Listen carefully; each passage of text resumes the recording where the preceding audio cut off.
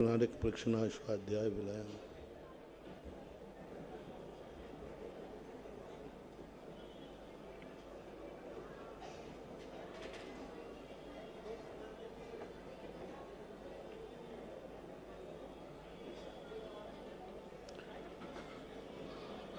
नमो अरिहन्तार्णं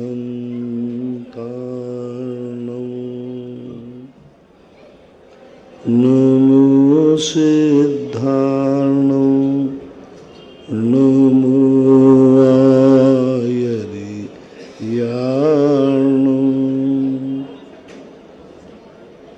नमो वज्रायार्णं नमो लोये सर्वशाहूर्णं।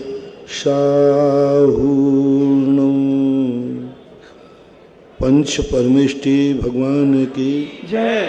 आचार्य श्री गुरुवर कुंद कुंद महाराज की जय। आचार्य श्री गुरुवर विद्यासागर महाराज की जय। परम पूजनीय निर्व्यापक श्रवण मुनि श्री सुधा सागर जी महाराज की 105 चुल्लक श्री गंभीर सागर जी महाराज की जय। श्रीमती अनीता जैन हिसाब हरियाणा से पूछती हैं, नमस्ते महाराज जी, अरिहंत भगवान के अनंत ज्ञान और सिद्ध भगवान के छाये ज्ञान में क्या अंतर होता है?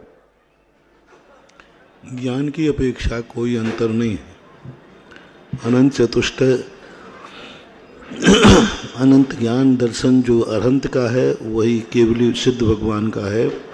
दोनों में किंचित मात्र भी अंतर नहीं है। मात्र अंतर आता है जो अव्ययवाद सुख में। यहाँ अनंत सुख है, वहाँ अव्ययवाद सुख है।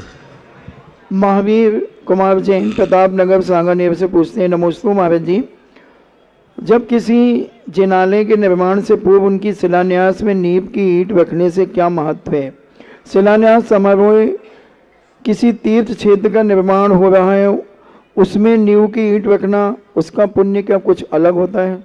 सबके अलग अलग होते हैं। मंदिर कितने लोगों का उपकार करेगा, कितने लोगों के उसमें अधिकार है, कितने लोग उसको व्यवस्थित करेंगे, कितने लोग उसका दर्शन करेंगे, उसका उतना ही पुण्य है। ये कंपनी है, ये दान की एक कंपनी मानी जाती है। दान एक शेयर है। किस कंपनी का लिया है, उस कंपनी की रेपुटेशन क्या है, उस कंपनी का टर्नओवर क्या है, उस कंपनी का कितना आदान प्रदान है, उसके आधार पर उस शेयर की इनकम मिलती है। ऐसा ही जिसमें तुमने दान दिया है, वो दान जिसको दिया है वो पात्र कैसा है, कितने लोग उस पात्र से लाभ होते हैं, कितने लोगों के अधिकार में हैं। मान लो चंद लोगों के अधिकार में हैं तो वहाँ रहना चंद लोगों, वो शेयर उतना ही छोटा होगा। जो क्षेत्र कमेटियों के सारे भारत के लिए खुले हैं, भारत का कोई भी व्यक्ति उस समिति में जैन समाज का व्यक्ति सदस्य बन सकता है। कोई भी दिगंबर जैनी हैं वो उन संस्थाओं का उन शर्तों के अनुसार सदस्य बनता है। उन क्षेत्रों पर दान देना बहुत बड़ी कंपनी मानी जाती है, जहां भारत का कोई भी व्यक्ति ट्रस्टी बन सकता है। कोई भी व्यक्ति दिगंबर जैन वहाँ के क्षेत्र की आमना के अनुसार सदस्य बन सकता है, कोई भी। बस होना चाहिए दिगंबर जैन, और आमना भी उनकी वही होना चाहिए। तो उसके लिए तो अपरंपार पुण्य है ऐसे क्षेत्रों पर दान देना। ऐसे क्षेत्रों में 1 रुपया भी लगाना करोड़ों रुपए के बराबर, जहाँ भारत के हर जैनी को ट्रस्टी बनने की छूट हो, अंतर्राष्ट्रीय हो। एक बात।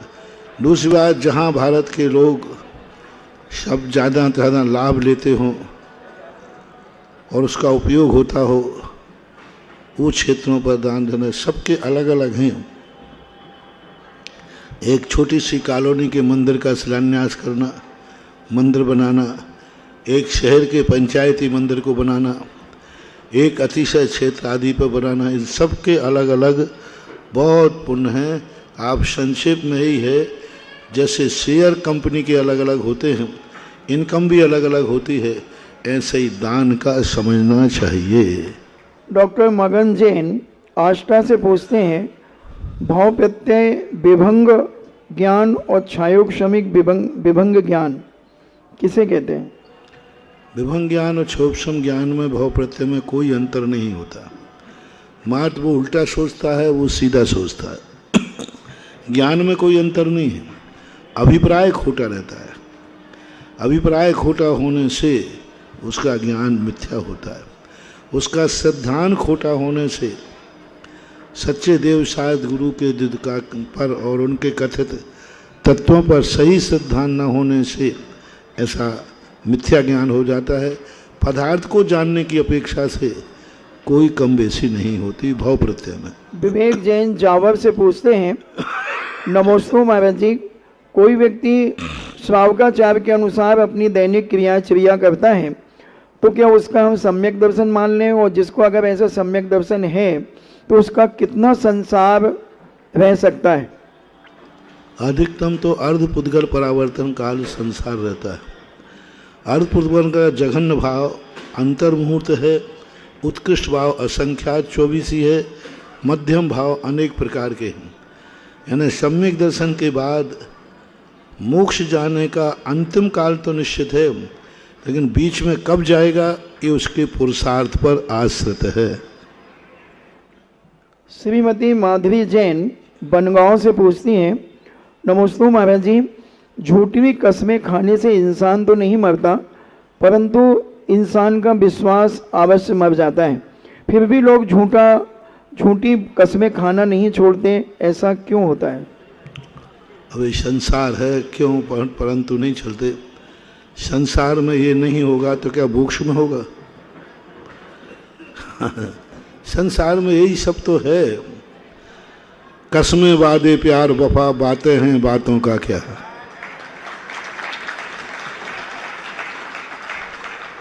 ये सब चीजें हैं। सुभाष जैन रोहिणी दिल्ली से पूछते हैं, नमोस्तु महाराज जी, लोक 14 राजू उतंग है व 343 घन राजू विस्तार वाला है, तो 343 राजू से क्या अभिप्राय है? 343 राजू एक प्रमाण होता है। जैसे मील होते हैं, ऐसे कोष होते हैं, ऐसे राजू होते हैं। राजू का एक बहुत बड़ा प्रमाण है। कोई व्यक्ति स्वर्गों में बैठ करके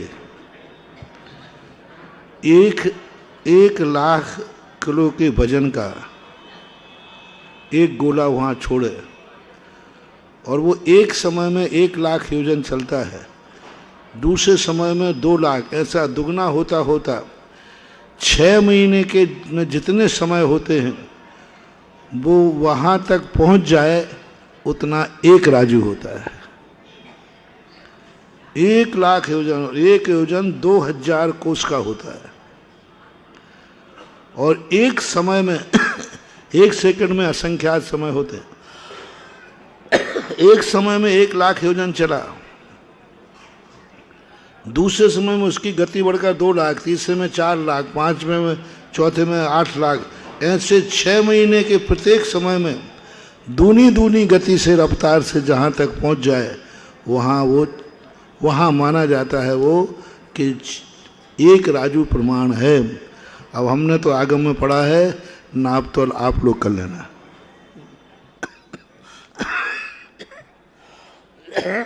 जया चौधरी बेंगलोर से पूछती हैं, नमोस्तु महाराज जी, महाराज जी पूरे परिवार का कोटि सा नमोस्तु। महाराज जी, जिन माता पिता की केवल बेटियां हों, जब ऐसे माता पिता तीर्थ स्थानों में मूर्तियां स्थापित करवाते हैं दान दे करके, तो बड़ी खुशी होती है और धन्यता का अनुभव होता है। मगर बेटियां दुखी होती हैं कि प्रशस्ति में हमारा नाम नहीं लिखा गया, तो उन बेटियों को पुण्य मिलेगा कि नहीं मिलेगा? मिलेगा, बराबर। नाम लिखने से कोई फर्क नहीं पड़ता, आपकी अनुमोदना होना चाहिए और आपकी अनुमोदना के साथ आपकी भावनाएं हैं तो बराबर पुण्य लिखता है। नाम एक औपचारिकता है, संस्कृति और परंपरा को जीवित रखने के लिए नाम की व्यवस्था बनाई जाती है। स्त्रियों से क्यों नहीं लिखा जाता, इसका मूल कारण एक ऐतिहासिक दृष्टि है। सबसे बड़ी दृष्टि क्या है कि जब कभी कोई इतिहास लिखा जाएगा तो स्त्रियों के दो गोत्र होते हैं। अब वो किस गोत्र की मानी जाएगी, कब के दिन कोर्ट में कभी भी कोई इतिहास, मान लो आप दूसरे कोर्ट में चले, दूसरे गोत्र में चले गए और यहाँ तुम्हारा इस गोत्र में नाम लिखा है और आपका वहाँ का प्रमाण पत्र। दूसरी बात, आप मान लीजिए आप ससुराल में हैं तो आपका जन्म का गोत्र दूसरा है। तीसरी बात है कि आप यहाँ तो ठीक ठाक थी और किसी के साथ भाग गई तो अब भागने के बाद उसका गोत्र बदलेगा कि नहीं? वो गलत में चली गई तो, किसी मांसाहार परिवार में चली गई, किसी गलत परिवार में चली गई, तो यहाँ मूर्ति पर तो तुम्हारा नाम लिखा है गोत्र का, फिर इतिहास का क्या होगा? इतिहास का क्या होगा? पुत्र का जो है, पुत्र भी गलत हो जाए लेकिन उसका गोत्र परिवर्तन तो नहीं होगा। और गोत्र परिवर्तन नहीं होने से कानून में इतिहास में बहुत बड़ी सुरक्षा, जो प्रशस्ति लिखी जाती है धर्म नहीं है, धर्म के लिए नहीं लिखा जाता, इससे कोई पुण्य पाप लगने वाला नहीं है। ये तो मात्र इतिहास की सुरक्षा करने के लिए लिखा जाता है।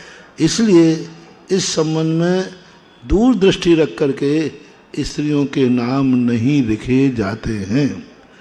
तीसरी बात है, कुंद कुंद मूल परंपरा में स्त्रियां मूर्ति को नहीं छूती है। कल के दिन कोई स्त्री ऐसे कुल में पहुंच गई जहां मूर्ति को छुआ जाता है, यहाँ तो तेरापंथी थी, और ऐसे कुल में पहुंच गए उसने जिद किया ये मूर्ति मेरी है, मैंने विराजमान की प्रशस्ति देखी है। जब मूर्ति मैंने विराजमान की है तो मैं क्यों नहीं अभिषेक कर सकती, मैं क्यों पूजा नहीं कर सकती, मैं क्यों नहीं छू सकती, आप कैसे रोक सकते हो? तो कोर्ट कहेगा प्रशस्ति पढ़ो, तो प्रशस्ति में तो उनका नाम लिखा था। और अभी तुम यहाँ पर मान्यता को यहाँ तो मान रहे थे, लेकिन वहाँ ससुराल में जाकर आपने धर्म बदल दिया। तो स्त्री जाति दल बदलू है, इसलिए देवियों शांत शांत, गड़े मुर्दे मत उखाड़ो, मेरे पास बहुत उससे गंदगी फैल जाएगी। इसलिए आप लोगों को जितना मिलता है उतने में समस्याएं बहुत, इसमें बहुत हमने चिंतन किया कि आखिर क्या स्थितियां हैं और क्यों ये बातें बहुत बड़ी संकट और समस्याओं के कारण बनते हैं। और पुरुष का निर्विवाद रूप से रहता है सब तरफ से, इसलिए ये सब चीजें विचारनीय हैं। कोसाक विजयन भोपाल से पूछते हैं, नमोस्तु महाराज जी, मेरी उम्र 8 वर्ष की है। मैं जिनवाणी या भजन स्तुतियाँ आदि पढ़ते हैं तो वहाँ पर तुम शब्द का प्रयोग होता है, जबकि हम अपने बड़ों को आप लगा करके कहते हैं तुमसे तो मेरी मोरी बनी। तो महाराज जी इस प्रकार से क्यों? अब ये भक्ति रूप में है, भक्ति में ये चलता है। भक्ति में जो है मुझमें व्यक्ति भावावेश इतना हो जाता है, इतनी आत्मीयता आ जाती है कि इन शब्दों का प्रयोग हो जाता है। इससे ऐसी कोई दोष नहीं है, वहाँ अपमान करने का भाव नहीं है, वहाँ एक भक्ति का अतिरेक है, ऐसा होता है। डॉक्टर मगन जैन आष्टा से पूछते हैं, नमोस्तु महाराज जी, औद्योगिक बैक्टीरिया कहारक तेजस और कार्बन शरीर, इनकी आयु और उत्कृष्ट संचय किनसे होता है? यानी औदारिक शरीर जो 5 शरीर हैं, इनका आयु, उत्कृष्ट आयु और उत्कृष्ट संचय किस कारण से होता है? आयु उत्कृष्ट आयु इन शरीर वालों को किस कारण से मिलती है? जो व्यक्ति जीवन की दया पालते हैं, अपने जीवन में कभी मरने का भाव नहीं करते, ऐसा कोई उपक्रम नहीं करते जिससे आयु कर्म की उदीर्णा हो, दूसरे जीवों को जीने का मौका देते हैं। सबसे अच्छी उम्र पाने का तरीका है जियो और जीने दो। जो दूसरे को जिंदा रखने का जितना भाव करेगा, वो सामने वाला जिंदा रहे या नहीं रहे, लेकिन स्वयं को जीने के लिए बात बन जाती है। आयु बंद हो जाता है तो आयु बंद जो है, बंधने के बाद तो फिर उतना भोगना पड़ता है। आयु एक बार शुरू हो जाती है उदय में, फिर बंधी हुई आयु को बढ़ाया नहीं जा सकता है, घटाया तो जा सकता है। जैसे व्यक्ति 60 साल की 80 साल की आयु लेकर आया, तो 80 साल की आयु वाला व्यक्ति बढ़ा नहीं सकता, एक दिन भी नहीं बढ़ा सकता, घटा सकता है, घट सकती है। चलिए, हेलो, चलिए अब हम जिज्ञासा समाधान के लाइव सेशन की ओर चलते हैं। जिनवाणी चैनल, सुधा कलश चैनल, आदिनाथ चैनल और पुण्योदय चैनल के माध्यम से विश्व के 200 देशों में देखे जाने वाला ये बहुचर्चित कार्यक्रम जिज्ञासा समाधान में देखने वाले समस्त श्रावक और श्राविकाओं की ओर से पूज्य गुरुदेव के चरणों में हम नमोस्तु प्रेषित करते हुए ये निवेदन करेंगे कि हे गुरुदेव, हमारी जिज्ञासाओं का समाधान कर हमारा सम्यक दर्शन पुष्ट करें। इस मंगल भावना के साथ में नमोस्तु गुरुदेव, नमोस्तु गुरुदेव, नमोस्तु गुरुदेव। पहली जिज्ञासा के लिए हम आवाज दे रहे हैं श्रीमती साक्षी जैन बांदा से और तैयार रहेंगे श्री पंकज जैन गंगवाल कानपुर से।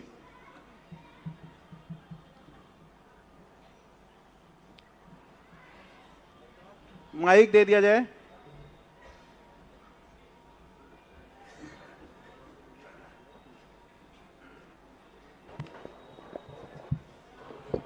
समस्त बांदा सकल समाज की तरफ से बारंबार नमोस्तु गुरुदेव, नमोस्तु गुरुदेव, नमोस्तु गुरुदेव। मैं साक्षी जैन, मेरा क्वेश्चन यह है गुरुदेव कि आचार्य श्री की समाधि हो गई है, उसके बाद आचार्य श्री की पीछी और कमंडल किसको देते हैं और उनकी अस्थियों को भी जल में ही प्रवाहित करते हैं? क्या आचार्य श्री कृपया शंका का समाधान करें? पीछी और पीछी के लिए तो आगम में है, जहाँ पर उनको संस्कार किया जाता है वहीं पर किसी वृक्ष आदि पर टांग देते हैं। कमंडल का उसको पुनः वापस ला करके कोई भी उपयोग कर लेता है, संघ में उपयोग आ जाते। पूज्य ज्ञान सागर महाराज का पीछी तो वहीं टांग दी गई थी, कमंडल के लिए उपयोग किया जा सकता है, ऐसा होता है। अस्थि आदि को अपने यहाँ विसर्जन करने की कोई परंपरा नहीं है, कहीं भी विसर्जन करने का कोई स्थान नहीं, उसी स्थान पर ही पड़ी रहती हैं, रखी रहती हैं, और कुछ नहीं ऐसा विशेष। जीव निकल जाने के बाद अपने यहाँ कोई उसके लिए कोई ऐसा भाव नहीं किया गया, कोई भी प्रक्रिया का वहाँ ऐसा उपयोग नहीं किया गया, क्योंकि पहले तो साधु जंगलों में रहते थे।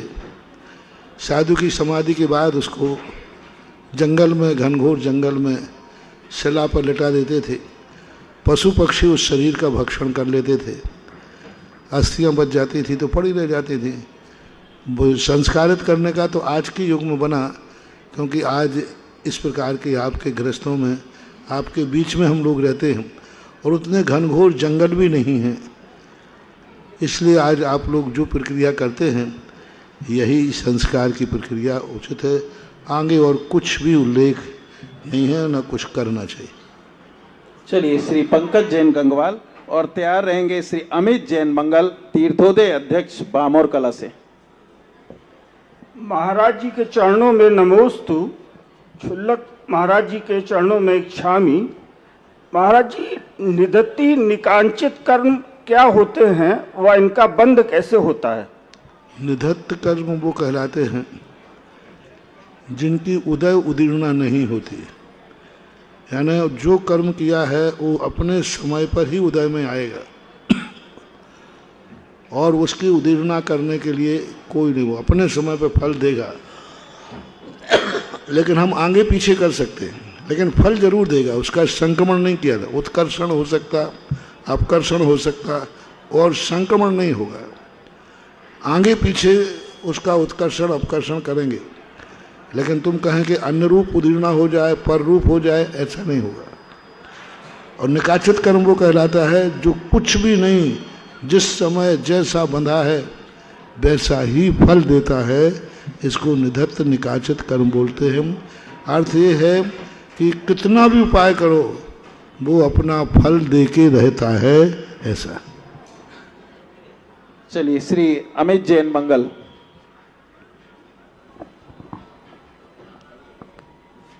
हेलो, मेरे परम उपकारी गुरुदेव के चरणों में बारंबार नमस्तु, मेरे सकल निर्मल जैन समाज की ओर से, मेरे पूरी परिवार की ओर से। क्षुल्लक जी के चरणों में इच्छामि इच्छामि इच्छामि। गुरुदेव, मेरी जिज्ञासा है कि जो आचार्य श्री की समाधि हुई है अभी, तो उसमें सभी लोग मुंडन करवा रहे हैं। कोई कह रहा है केश दान रहे हैं, कोई कह रहा है हम मुंडन करवा रहे हैं। तो कहाँ तक उचित है? और जो आचार्य श्री की समाधि स्थल से जो राख कहते हैं उसके लिए वो सब लोग घर ले जा रहे हैं, अब शेष राख ही कहेंगे। तो दोनों समझ गया, दोनों बातें उचित नहीं हैं। ये धर्म की क्रिया है। शोक सभा में मुंडन कराया जाता है। साधु की अपन ने शोक सभा बनाई है कि विनयांजलि सभा बनाई थी? विनयांजलि, शोक सभा नहीं है। आप लोग गृहस्थों को शोक होता है शोक सभा के रूप में, आगम की परंपरा नहीं है। मुंडन आदि कराना एक प्रकार का शुभ सूचक नहीं है, कराने वाले को भी शुभ नहीं है और आगम की ये परंपरा भी नहीं है। ऐसा कोई उल्लेख शास्त्रों में कहीं पाया नहीं गया। ऐसा नहीं करना चाहिए। भक्ति उतनी रखो जिससे वो भक्ति अंधी ना हो जाए। भक्ति उतनी रखो जिससे तुम्हें कोई नुकसान ना हो जाए। रही बात भगवान महाराजों के साधु के शरीर की दाग को नहीं ले जाना चाहिए घर पर, आपके लिए नुकसानदायक हो सकती है। हमारे शास्त्रों में स्पष्ट कहा है कि कोई भी मंदिर जिसमें भगवान विराजमान कहते हैं और जहाँ जिसमें आत्मा शरीर विराजमान रही हो, उस राग को घर आदि ले जाना आपके लिए इष्टकारक नहीं है। उससे अनिष्ट की संभावना ज़्यादा है। निर्माण अलग चीज़ होती है। जब शरीर का निर्माण होता है केवली का, वो परम औदारिक शरीर हो जाता है। इस शरीर के लिए आगम में तो ऐसा कोई उल्लेख नहीं है और वास्तु से भी यह ठीक नहीं है, उचित नहीं है। आपके लिए इससे नुकसान ही है। मेरा तो यही कहना है। यही नहीं, अच्छी श्रद्धा भक्ति रखो, उनके गुणों का अनुकरण करो। इस प्रकार की स्थितियाँ करना उचित नहीं है और इससे तुम्हारे लिए नुकसान ही है, फायदा कुछ भी नहीं है। कई लोग इतने अंधे हो जाते हैं। सम्मेद शिखर की माटी को हम जब तीर्थ बनता है तब रखवा दें, तो लोग घरों में ले जाने लगे, घरों में ले जाने लगे। अब भाई मैंने कही भाई घरों में मत ले जाओ। सम्मेद शिखर की माटी इतनी पवित्र है, लेकिन घर की नींव में डालना, घर की दीवार में लगाना महान अशुभ है, बहुत अशुभ है। घर की नींव में सम्मेद शिखर की माटी डालना बहुत गलत है। तीर्थ क्षेत्र में डाल सकते, मंदिर में डाल सकते। मंदिर की कोई भी वस्तु, मान लो मंदिर टूट रहा है, उसकी ईंटें ले जाएं क्या? नहीं ले जा सकते। मंदिर के वेदी का पत्थर मान लो टूट रहा है, कुछ हो रहा, तो मंदिर का मटेरियल कोई ले लेवे? नहीं ले सकते। ऐसे ही नहीं ले सकते जैसे चढ़ा हुआ नारियल, चढ़ी हुई द्रव्य आप ले सकते हो? नहीं ले सकते। चढ़ी हुई द्रव्य आप नहीं ले सकते। ठीक है, माली बाजार में बेचता है, आपको पता नहीं, लौट के आता है, लेकिन आप चला कर नहीं ले सकते हैं कि यह निर्माल मैं लेता हूँ। बहुत बड़ा दोष है। तो ये सब सोचना चाहिए। सम्मेद शिखर की माटी पर महाराज पवित्र नहीं क्या? पवित्र है, लेकिन आपके लिए, गृहस्थों के लिए वह बहुत नुकसानदायक है। तो इस चीज़ पर, सब चीज़ों पर विचार करना, यह कार्य करना उचित नहीं है। अपने इतनी भक्ति प्रदर्शित करो कि उनके गुणानुवाद से आत्मा को इतना प्रफुल्लित करो कि हमें उन्होंने जो गुण दिए हैं वो ठीक हैं।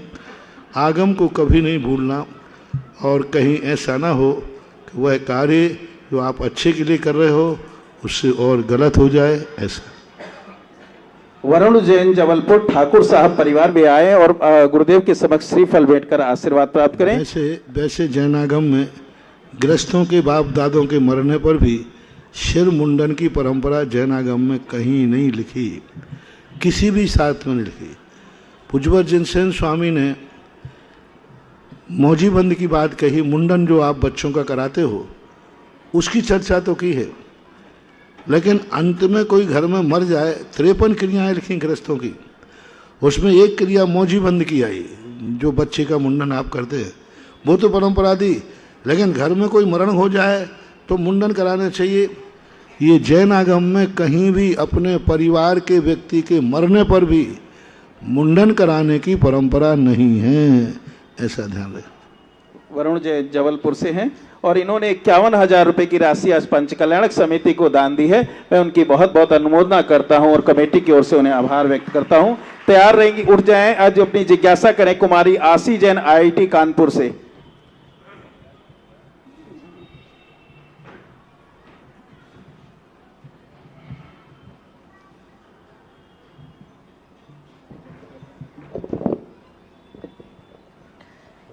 गुरुदेव के चरणों में त्रिबार नमोस्तु नमोस्तु नमोस्तु। गुरुदेव, मेरा क्वेश्चन ये है कि हम स्टूडेंट्स जो कि बाहर पढ़ने या फिर नौकरी करने जाते हैं, उन्हें बहुत समस्याओं का देखना पड़ता है, जैसे मंदिर बहुत दूर होना इत्यादि। तो इसमें हम धर्म का पालन अपनी पढ़ाई और नौकरी के साथ कैसे करें? नमोस्तु गुरुदेव। मैं तो इतना ही पूछता हूँ कि आप जब शॉपिंग करने जाते हैं तो मार्केट कितनी दूर पड़ता है? आप सहेली के साथ घूमने जाते हैं गार्डन में तो वो गार्डन कितनी दूर पड़ता है? आप यदि ऑफिस में नौकरी में जाते हैं तो नौकरी करने वाला ऑफिस कितनी दूर है? यदि ये सब पास हों तो फिर ठीक है, और ये मंदिर से भी दूर हों तो फिर कायदा से मंदिर चले जाना चाहिए। एडजस्ट करो। मजबूरी मंदिर का, ऑफिस यदि आपका दूर है तो ना मजबूरी में जाते हो तो ये तो मंदिर है, एडजस्ट करना चाहिए। अब इसमें हम कोई छूट दे दें तो दोस्त के भागी हम बनेंगे, तुम तो फ्री हो जाओगे, महाराज ने छूट दे रही। जो थोड़ा बहुत जाते होगे उसमें भी आ जाने, नहीं महाराज ने कह दिया था कोई बात नहीं। तो इन चीज़ों पर मैं कंसेशन नहीं देता। मैं तो यही कहूँगा एडजस्ट करो, जैसे बने तैसे करो। चलिए, जयदीप शास्त्री भोपाल से, जो कि सांगानेर से स्नातक हैं, वे अपनी जिज्ञासा रखें। और उसके बाद तैयार रहे नितिन जैन प्राची जैन खजुराहो।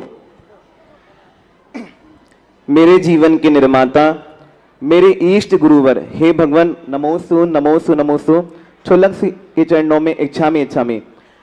महाराज जी, सांगानेर संस्थान से स्नातक की पढ़ाई करने के बाद जब मैं गृहस्थ जीवन में गया तो आपके आशीर्वाद से पिछले वर्ष हमारा आदर्श चक्रवर्ती विवाह हुआ।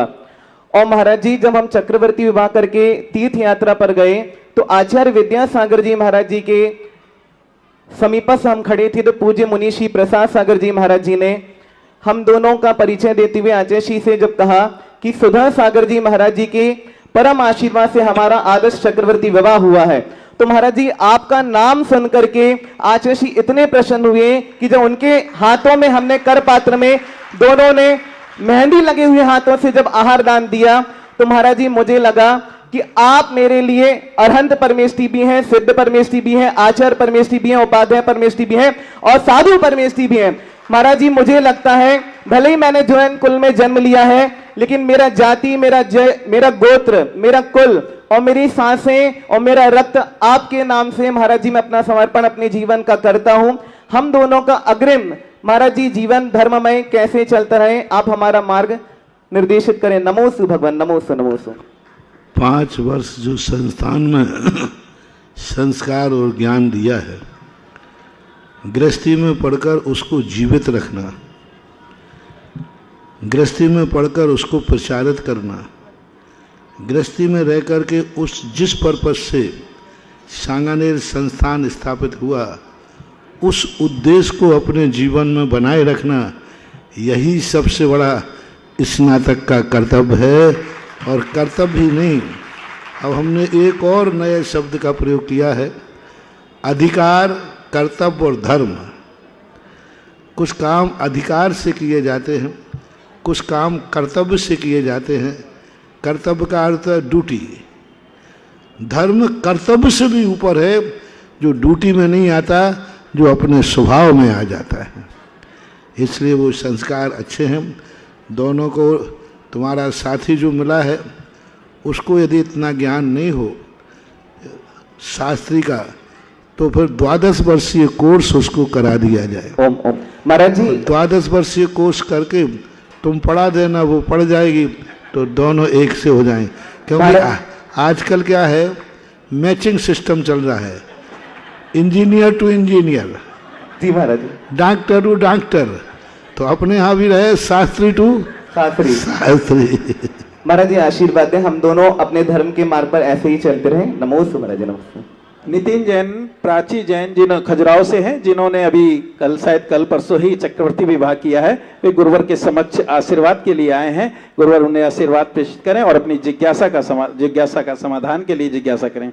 महाराज जी के चरणों में त्रिवार नमोस्तु नमोस्तु नमोस्तु महाराज। महाराज जी आपके आशीर्वाद और जयदीप भैया जी शास्त्री के निर्देशन में हम दोनों ने 13 फरवरी को खजुराहो में चक्रवर्ती विवाह किया है।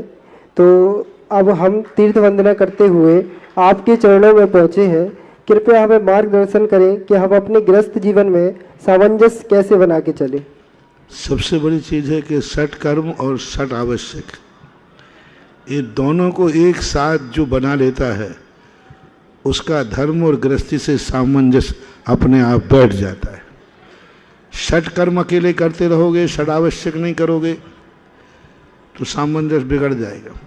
षट आवश्यक ही करते रहोगे, षट कर्म नहीं करोगे तो गृहस्थी बिगड़ जाएगी। दोनों का सामंजस्य बैठा लो।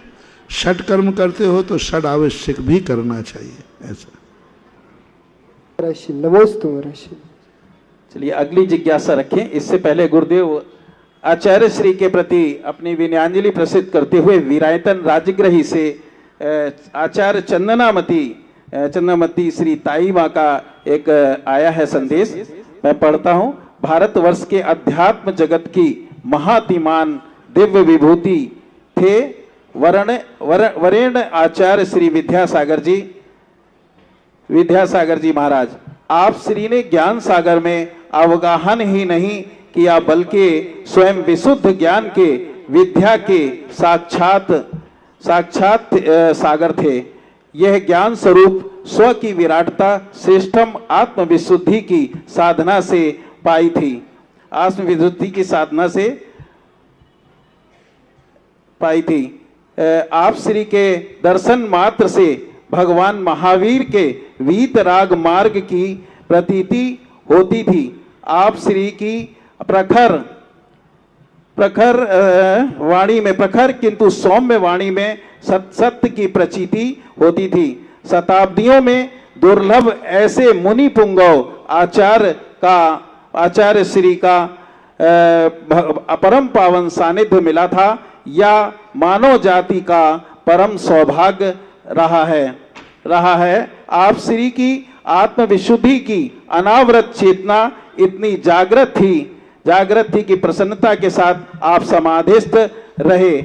आज प्रत्येक सहृदय व्यक्ति जीवन के केंद्र में स्थित आपकी आत्मीय निर्लिप्तता की साक्षात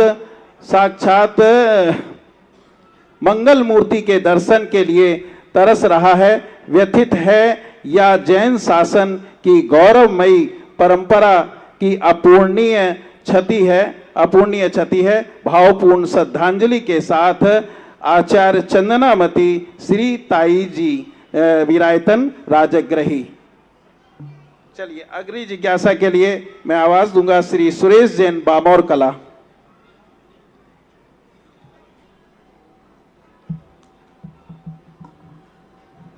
माइक दे दिया जाए।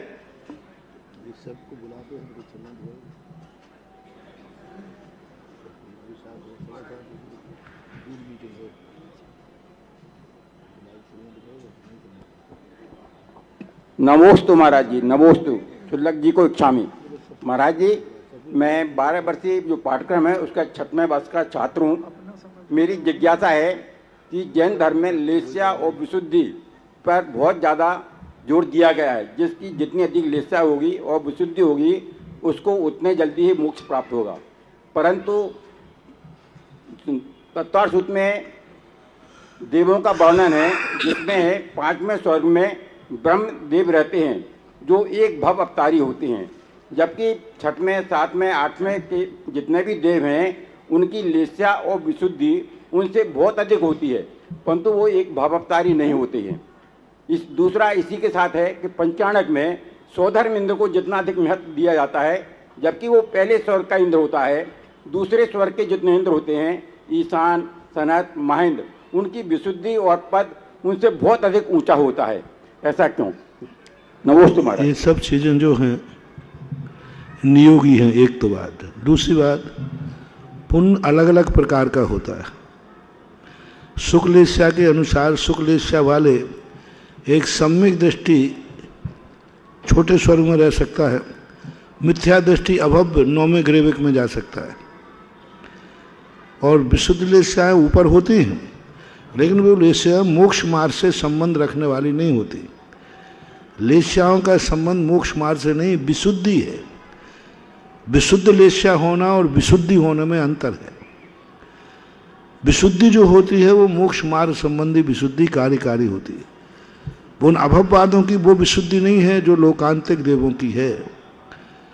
9वें ग्रेविक 16वें स्वर की जो लेस्या है, वो लेस्या भली विशुद्ध है, लेकिन विशुद्धि नहीं है। विशुद्धि लोकांतिक देव की सबसे ज़्यादा होती है। विशुद्धि का अर्थ होता है संयम के प्रति, धर्म के प्रति, संसार के प्रति निर्वृत्ति, धर्म के प्रति प्रवृत्ति का भाव। तो ऐसा माना जाए। मंद कसाई होना और कसाय रहित होने में बहुत अंतर है। तो जो लेस्याएँ होती है मंद कसाय से शुक्ल लेस्या आदि हो जाती है, कसाय के क्षय की नहीं। एक अभव्य मिथ्या दृष्टि मंद कसाय करके परम शुक्ल लेस्या को प्राप्त हो रहा है, और एक सम्यक दृष्टि प्रथम स्वर्ग में तेजो लेस्या से प्रभावित है, तेजो लेस्या में है, और मिथ्या दृष्टि परम शुक्ल लेस्या में है। तो ये सारे के सारे परिणाम मोक्ष मार्ग के और संसार की लेस्या में अंतर है। दूसरा, स्वधर्म इंद्र का पुण्य एक अलग चीज है। पुण्य में ये नहीं देखा जाता, कई बार बेटे का पुण्य ज़्यादा होता है, बाप से ज़्यादा होता है। पिता का पुण्य बहुत कमजोर रह जाता है, बेटे के पुण्य बहुत आगे निकल जाता है। कब बेटा पार्षद, बाप पार्षद नहीं बन पाया हो और बेटा सांसद बन सकता है। तो ये है स्वर्गों का एक पुण्य है स्वधर्म का अलग से, वो पंचकल्याणक संबंध में ही है। अन्य कार्यों में स्वधर्म की हुकूमत नहीं चलती, अन्य कार्यों में वो बड़ा नहीं है। मात्र पंचकल्याणक संबंध में ही स्वधर्म का एक्स्ट्रा पुण्यबंध है, बाकी सब कार्यों में वह अपने आप में प्रथम स्वर का ही इंद्र है, ऐसा मान। श्री अवनीत जैन इटावा और तैयार रहेंगी श्रीमती रानी मुकेश जैन नागपुर। महाराज जी के चरणों में नमोस्तु, क्षुल्लक श्री जी के चरणों में इच्छामी। महाराज जी, मेरे दो प्रश्न हैं, एक मेरे पापा का और एक मेरा। मेरे पापा जानना चाहते हैं 6 द्रव्य, 7 तत्व और 9 पदार्थ में क्या अंतर है।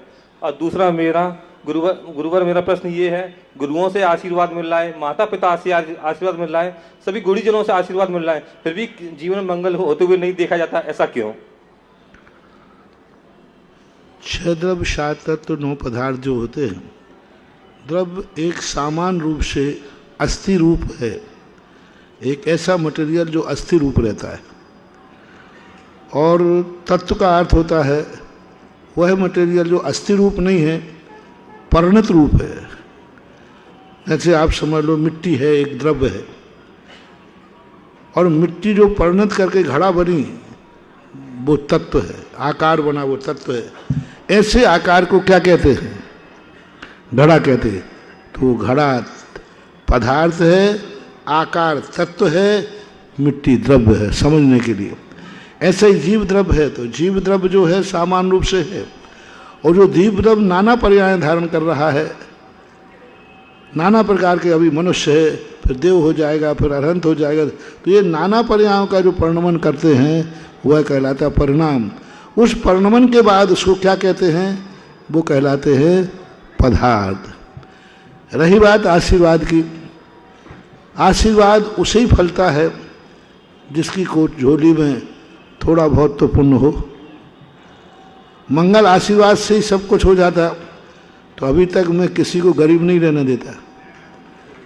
आशीर्वाद से सब कुछ होता तो अस्पतालें बंद हो जाती, आशीर्वाद से सब कुछ हो जाता तो अदालतें बंद हो जाती हैं। एक तो यूं करना है बस, दम आशीर्वाद में नहीं होती बाबू, दम नमोस्तु करने वाले में होती है। आशीर्वाद तो सदा एक सा दिया जाता है, एक समान देते हैं। नमोस्तु करने वाला कैसा है, नमोस्तु की क्वालिटी कैसी है, उस पर आशीर्वाद का प्रभाव पड़ता है। यदि पूर्णता खोटा है सिक्का तो कितना भी आप पारसमणि छुआओ वो लोहा होने वाला नहीं है। पारसमणि को भी चोखा लोहा हो तो सोना बने, जंग लगा हो तो। अब तुम कहो महाराज जी पारस पत्थर का सुना था कि पारस पत्थर लोहे को छूती है तो सोना बन जाता है। देखो मैंने छुआया ये बना ही नहीं, तो तुम लोहा तो देखा लेकिन लोहा चोखा था कि खोटा था। पर आशीर्वाद, साधु संतों के आशीर्वाद पारस पत्थर के समान हैं, तुम चोखा लोहा हो कि नहीं।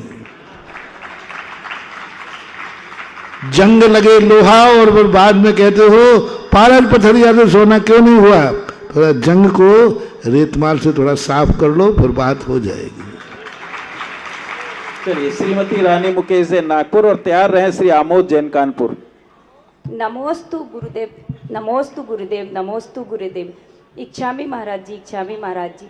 महाराज जी वैसे तो मैं स्त्री पर्याय में आई हूँ, कुछ मैंने परिग्रह किए होंगे और अभी भी मैं बहुत परिग्रह करती हूँ, तो महाराज जी मैं इसका छेदन कैसे करूँ। स्त्री पर्याय में आने के कारण करना ही पड़ता है परिग्रह, तो क्या करूँ मैं इसके लिए। जितना करना पड़ता है उतना छोड़ दो, बाकी ऊपर का नहीं करना जो नहीं करना पड़े। अब जैसे महाराज जी मैं मंडल में रहती हूँ, 4-6 मंडल में हूँ, साड़ियों का त्याग करती हूँ, फिर वो आ जाती है महाराज जी, तो फिर क्या करूँ मैं। तो मंडल की साड़ी छोड़ दो, पहनने की छोड़ दो, और एक्स्ट्रा आवे तो किसी गरीब को दान दे दो। वो तो करते हैं महाराज जी, आती है तो देते हैं पुरानी। मूर्छा को कम करो, कुल मिलाकर के मूर्छा नहीं होना चाहिए। आवश्यकताएं होती हैं, आवश्यकताएं तो बढ़ती हैं पोजीशन के अनुसार। किसी के पास साइकिल है और बड़ा आदमी है तो उसके पास हवाई जहाज भी है, क्योंकि उसकी आवश्यकता उतनी है। उसका स्टैंडर्ड मेंटेन उसी में है। इसलिए आप लोग अपनी आवश्यकताओं को देखें। आवश्यकता के बाद जो अनावश्यक है, अनर्थ है, उस मूर्छा से कम बचना चाहिए। अब 10 साड़ी घर में रखी हैं, बाजार में गए, थोड़ा सा मन मचला, एक और डाल लो। अब ये क्यों। ठीक है किसी काम के लिए शॉपिंग करना थी, कर ली, अब लेना नहीं थी, जरूरत नहीं थी, लेकिन दुकान पे देख करके मन में भाग गया तो कहना डाल लो। तो ये क्या करो, बोले यूं मिल रही थी सो। अब ये मूर्छा है, ये मूर्छा है। जब आवश्यक ही नहीं था फिर डालना, ये मूर्छा कहलाती है, इससे बचना चाहिए। मेरे परम उपकारी गुरुदेव के चरणों में त्रिवार नमस्तु। छुल्लक महाराज को एक शामी। महाराज जी मेरी जिज्ञासा यह है कि जब आप झांसी में प्रवास कर रहे थे उस समय हम लोग आपके पास में आए थे और नवीन जिनालय का आपने एक नामकरण हम लोगों को दिया था, श्री 1008 सहस्वणी पारसनाथ धाम, और साथ में ये प्रेरणा भी दी थी कि ये मंदिर किसी एक क्षेत्र का न रहते हुए पूरे शहर का हो। महाराज जी इस विषय में थोड़ा सा मार्गदर्शन करें कि हम इसको कैसे कार्यान्वयन कर सकते हैं। नमस्ते महाराज जी। देखो मार्गदर्शन तो जब करें जब आप लोगों का मन हो। जो तुम लोग अभी मंदिर के अधिकृत हो, आप लोगों ने मंदिर बनाया है, आप लोग अभी व्यवस्था कर रहे हो, आप लोग पहले अपना निर्णय करो कि इस मंदिर को पूरे कानपुर का मंदिर कर दिया जाए। इस मंदिर की कमेटी पूरे कानपुर की कमेटी हो। अभी तक कानपुर के अंदर एक भी मंदिर नहीं है जो पूरे कानपुर का हो, पूरे कानपुर का। कोई आनंदपुरी का है, कोई जनरलगंज का है, कोई रतनलाल का है, कोई और भी मालूम नहीं मुझे, और उसी के सीमित हैं। पूरे कानपुर के हर घर का सदस्य उस व्यक्ति, उस कमेटी का, उसका ट्रस्टी हो, हर व्यक्ति उसका सदस्य हो। पूरे कानपुर के समाज, दिगंबर जैन समाज से उसका चुनाव हो और वो इसको व्यवस्था चलाए, तो मंदिर तो क्या धाम बन जाएगा, धाम तो क्या तीर्थ बन जाएगा। उसके लिए पहले आपकी जो कमेटी है वह इस पर पूरा निरीह वृत्ति से त्याग करें और पूरी समाज का एक कानपुर में अभी तक पूरे कानपुर स्तर की कोई पंचायत नहीं है। पूरे अलग अलग मोहल्ले की है, अलग अलग कॉलोनियों की है, तब पूरे कानपुर का जिसमें प्रतिनिधित्व होता हो, पूरे कानपुर का, जब तक जिस समाज में ऐसी कोई संस्था कमेटी नहीं हो जिसमें पूरे कानपुर का, पूरे नगर का एक एक व्यक्ति अपने आप में सदस्य हो, ट्रस्टी हो, तब तक उसका नगर का विकास नहीं होता। जैसे आपके उत्तर प्रदेश में सबसे बढ़िया अभी तक का उत्तर प्रदेश, पूरे उत्तर प्रदेश में मात्र एक इकलौता शहर है जिसका नाम है ललितपुर। अभी जितना उत्तर प्रदेश हमने घूमा है, ललितपुर जैसा प्रजातंत्रीकरण कहीं नहीं है। बाका पूरे घर पीछे एक एक व्यक्ति, ललितपुर की पूरी संपदा एक झंडे पे है। हर मंदिर की रजिस्ट्री पंचायत के नाम ही होती है। 30-40 मंदिर हैं, 30-40 मंदिरों की सारी रजिस्ट्रियां एक पंचायत के नाम है। एक चुनाव होता है, एक पदाधिकारी होता है, सभी मंदिरों का अध्यक्ष एक ही होता है। छोटी मोटी समाज मत समझना, पूरे कानपुर की समाज नहीं है वहाँ, इतनी समाज तो एक कॉलोनी की है। जितना उत्तर में मैंने देखा सबसे बड़ी समाज आपके उत्तर प्रदेश में है तो ललितपुर में है। कानपुर से भी बहुत गुनी ज़्यादा है, बहुत गुनी। तो इतनी बड़ी समाज का एक प्रतिनिधित्व चलता है, प्रजातंत्रीकरण चलता है और सब निष्पक्ष होकर के लोग खड़े होते हैं, लोग चुनते हैं और बाद में जाकर के पूरे व्यवस्था करते हैं। एक झंडा है, एक नरियल है, एक पदाधिकारी, पूरी कम से कम लाख वर्ष जनता से ऊपर होगी ज़्यादा, उसका एक ही अध्यक्ष, 40 मंदिरों का अध्यक्ष एक, 40 मंदिरों का मंत्री एक, 40 मंत्रियों का कोषाध्यक्ष एक। तो नगरों में ऐसी पंचायत होना चाहिए।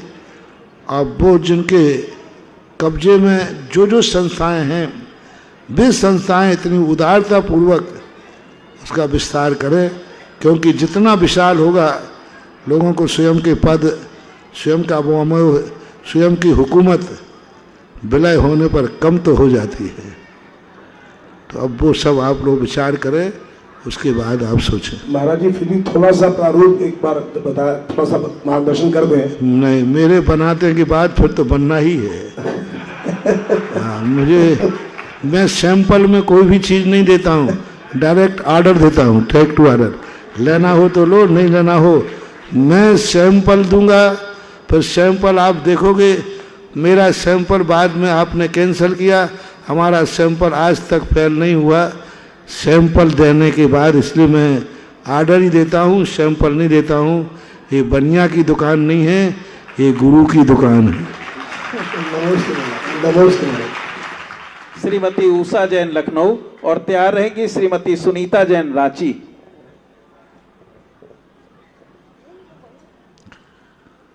मेरे आराध्य गुरुवर के यहाँ तो उसी के लिए आशीर्वाद है।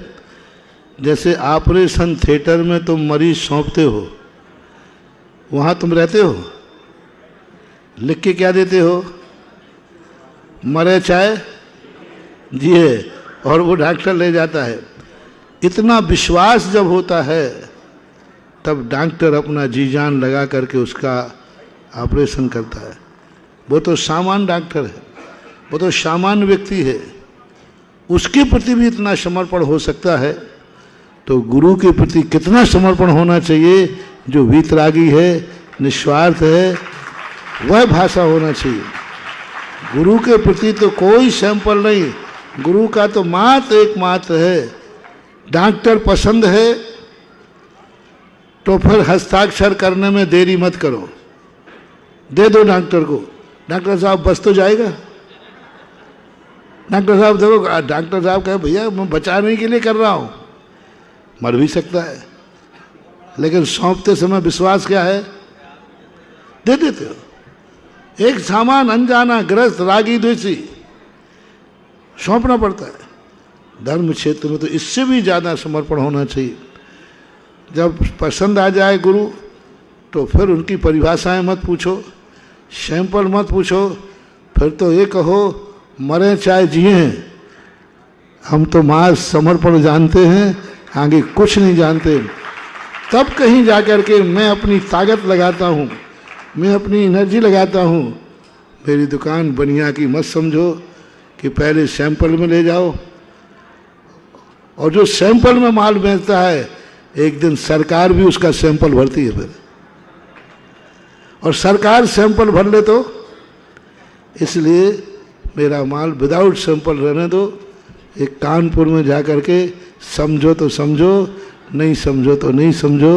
ये हमारे लिए माल हमारा चोखा है, हमें जबरदस्ती नहीं खपाना, क्योंकि हमारे भक्त अभी इतने बैठे हैं जो झोली फैलाए बैठे हैं, इसमें डालो क्या डरना है।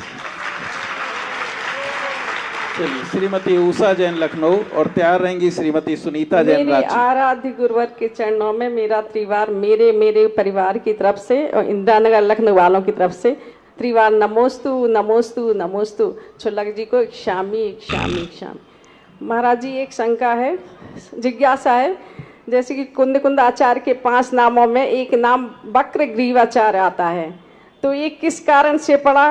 क्या उनकी ध्यान अध्ययन से गर्दन टेढ़ी हो गई थी, इस कारण पड़ा? इतिहास पूर्णतः सुरक्षित तो है नहीं। इनके 2 किंवदंतियां हैं कि इन्होंने अकाल में स्वाध्याय किया सिद्धांत ग्रंथों का, परिक्रम नामी घटनाम आदि की टीकाओं पर इन्होंने टीकाएं लिखी हैं। तो इन्होंने अकाल में जिस समय नहीं करना चाहिए उस समय किया, तो नेचुरल प्रकृति ने कहा तुम इतने बड़े आचार्य होकर समय का ध्यान नहीं रखते हो, तो एकाएक गर्दन टेढ़ी हो गई। दूसरा ये मिलता है, ये लोग विचारधारा वाले कहते हैं, आज के सुधारक कहते हैं कि वो लिखते उन्होंने इतना लिखा, क्योंकि लिखने वाले हमेशा गर्दन थोड़ी यूं कर लेते ना, यूं होती ही। कोई भी सीधी गर्दन से बहुत कम लोग लिखते हैं, लिखते समय गर्दन टेढ़ी। अब वो दिन भर लिखते ही रहते थे, इतने ग्रंथ लगे 84 पहाड़, तो वो बताते आदत में लेते वो टेढ़ी पड़ गई। ऐसा सुधारवादी कहते हैं। किंवदंती कहती है अकाल के कारण, और इतिहास हमें कुछ मिला नहीं।